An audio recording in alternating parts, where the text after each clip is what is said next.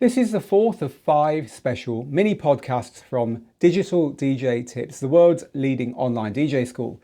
It's for the summer to replace our normal podcast, which is taking a break, but we thought it'd be a good opportunity to talk you through some tips and advice and extra thoughts that we have on our 5 steps to learning to DJ, which is the way that this school has taught DJing since 2016 and since we first wrote about them in our global best-selling book, Rock The Dancefloor.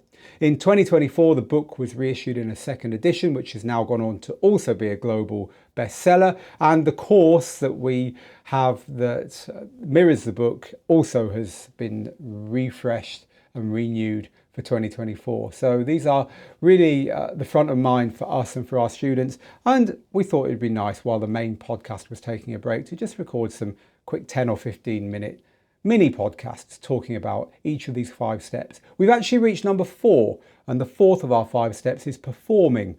The 3 that have come before it are gear, music and mixing, and the one to come afterwards is success. So do go take a look at the ones that you've missed. You don't have to do it now though.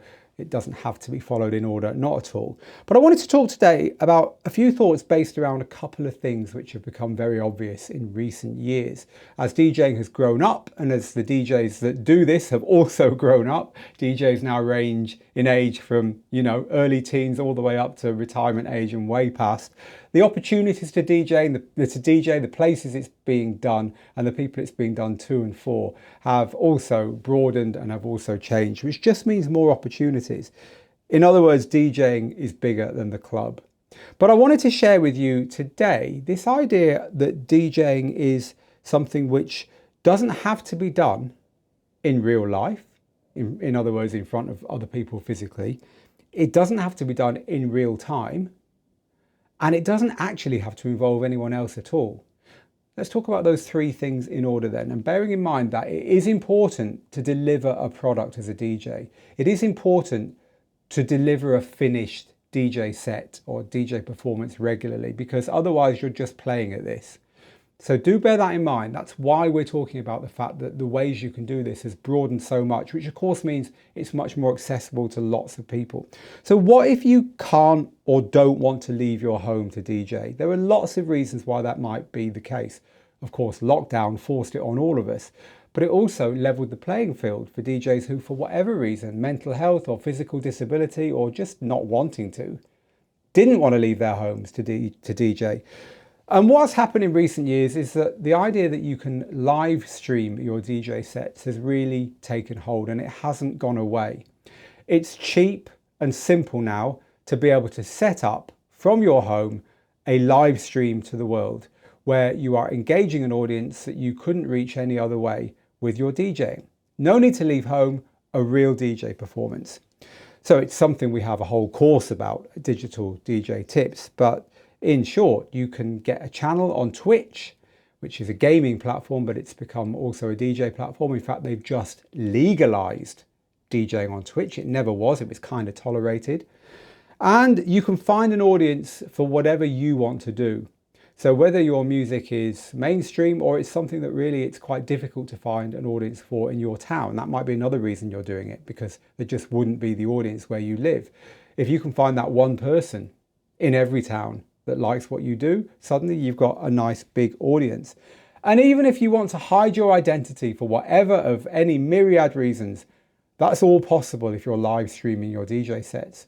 So if you like the idea of playing in front of a real audience, if you like the idea of people giving you instant feedback on what you're doing and being engaged with people in the same time, but you're just not interested in doing it in the same place, do look into live streaming your sets. It's cheaper and easier than ever to do that. The second opportunity you have here is if you actually aren't at all interested in DJing in real time.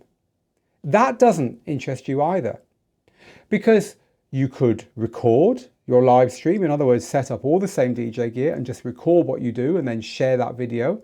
But the most established way of doing this is simply to make regular, what we used to call mixtapes and what a lot of people still call mixtapes, but ultimately it's a recorded DJ mix. Now, I know several students in our student community here at the Digital DJ Tips School who record and share regular mixtapes as the only way they DJ. I was chatting to one of those students inside one of our live lessons yesterday, in fact, who was saying, and I know this person anyway, was saying that his mental health means that there's no way he can do this in front of other people, yet he's built a audience that he's really happy with, of I think it's 50 or 100 people who are tuning in every time to hear his latest mixtape, which he shares on a platform called Mixcloud, which has been designed for that at mixcloud.com, where they again allow you to legally share, and share in a very elegant way with artwork and with track listings, and with, you can have a subscriber feature so you can make a little bit of pocket money from doing this as well. So the opportunity, if you really aren't interested in even performing in front of other people live, but you'd love to share the music that you love, putting a little bit more effort into mixing it properly in a way that you're proud of, then look into doing this, look into making and sharing mixtapes. Take it from me, there are people doing only that, and that counts. That counts as performing, that counts as delivering an end result. And also, as we're going to talk about in the fifth and final podcast, one of the ways we could define success as a DJ is leaving a legacy. Well, leaving a legacy of recorded mixes is a wonderful way of doing that. Bear that in mind. So the third completely legitimate way that you can perform is for yourself. Literally just for you. This is something that we found a lot of DJs, it tends to be older DJs, it tends to be DJs that have done some playing out in public, that have done the keeping other people happy thing. And they've reached a point in their DJing where they still love it, but the only person they're trying to keep happy is themselves. In other words, they don't even have the desire to share what they're doing with anyone else. It's simply making DJ mixes for the fun of it. And so I can give you two examples directly from our school. One of them actually is my school partner, Steve Canuetto. Steve Canuetto has mixed, he's DJed all over the world first. Secondly, he has mixed million-selling CDs. He used to do all the big end of year annuals and clubbers guides and so on for Ministry of Sound, which literally sold millions of copies back in the days of CD, mix CDs. And he nowadays still likes to do mixes. He still likes to mix. He still likes to record what he does. But Steve literally only does it for himself. And no one ever even hears these, because the only place they get played is in his headphones, because Steve likes to go out for a run. And when Steve goes out for a run, he likes to play his music in his headphones. And because we're a school and because I talk to our students, I can tell you that there is a whole bunch of students who are just doing exactly the same thing.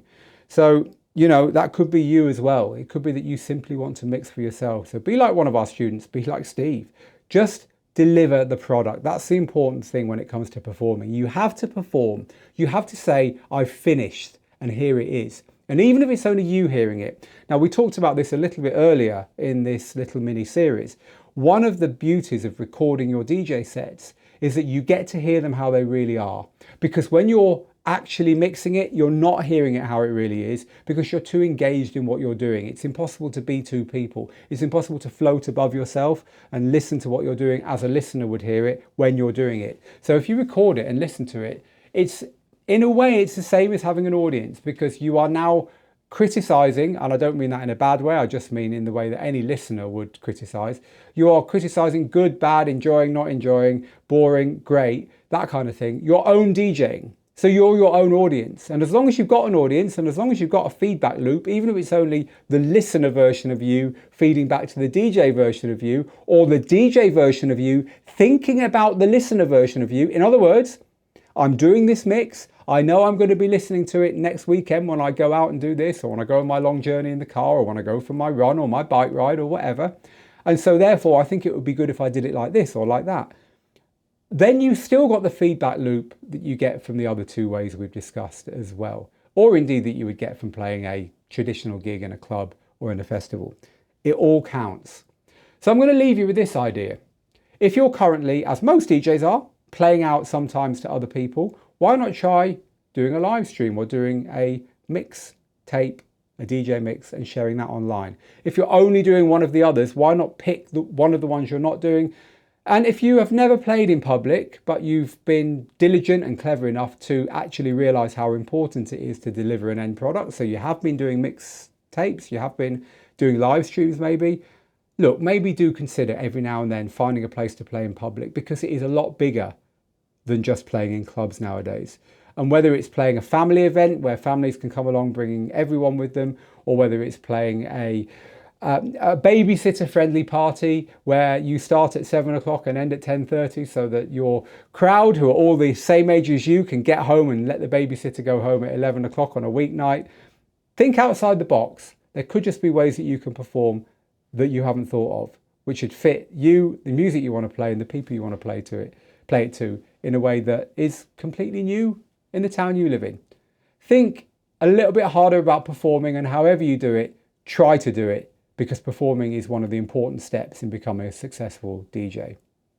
Talking of success, that's what we're going to be covering in the fifth and final one of these mini podcasts for the summer here at Digital DJ Tips. If you've enjoyed this one, please do subscribe to the audio podcast. It's available on all channels. And please do give us a 5-star rating and a review if you've got the time to. It really helps us to spread the message far and wide about what we do. And if you want to check out our courses, head to digitaldjtips.com/courses. We are the biggest and leading online DJ school in the world. Meanwhile, for me, Phil Morse here in the studio, until next time, get good, get out there and make the moments.